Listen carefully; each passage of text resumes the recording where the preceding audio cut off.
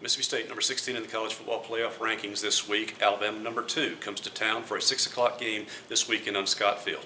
Steve, one of the questions this week obviously is the injury situation for Mississippi State. The wide receiver corps has been particularly ravaged. What do we know about the 3 guys who were either very iffy or questionable for this week? Well, I think it's pretty clear. Gabe Miles won't play this weekend. Matter of fact, I don't think he'll be back before the ball game.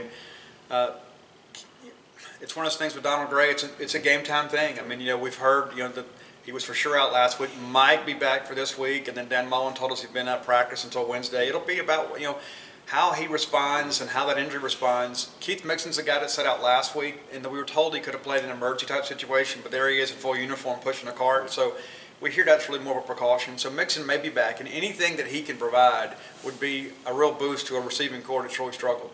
And that goes back as far as spring when wide receiver Malik Deer, who was the starting slot guy, was injured and lost for the season. So with up to 3, maybe even 4 of your wide receivers out for this weekend, how do you compensate? Do you ask the young guys, Jamal Couch and Reggie Todd, at the outside positions to really raise their game? Or do you try to get the tight ends more involved because State has 3 good ones to work with? I think it's a good combination of a lot of things, David. Number one, you've got guys like Reggie Todd and Cyrus Mitchell that showed some flashes last week. Now, granted, that's UMass, not Alabama. So the moment's got to be a little bit bigger for them this week. But also, Jordan Thomas is playing his best football as a Bulldog.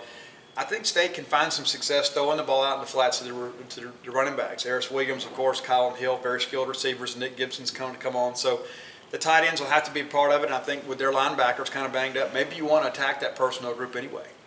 So State has to come up with some options in the passing game because the Bulldogs can run, but Alabama knows that as well. Yes, they have some shaky situations at linebacker with injury. We won't know who's available or not until game time, obviously. But Alabama's going to do what Alabama does and focus those front 7 on stopping the ground game. Then it becomes up to Nick Fitzgerald and a patched-together wide receiver corps to make anything happen in the air game because you really just cannot afford to say we're going to line up and run right at Alabama. Well, that's what they do, David. I mean, they specialize in running the football and stopping the run, and that's what Georgia and Auburn did as well. They neutralized the State running game, forced Nick Fitzgerald to be a passer. I expect Alabama to have a similar game plan.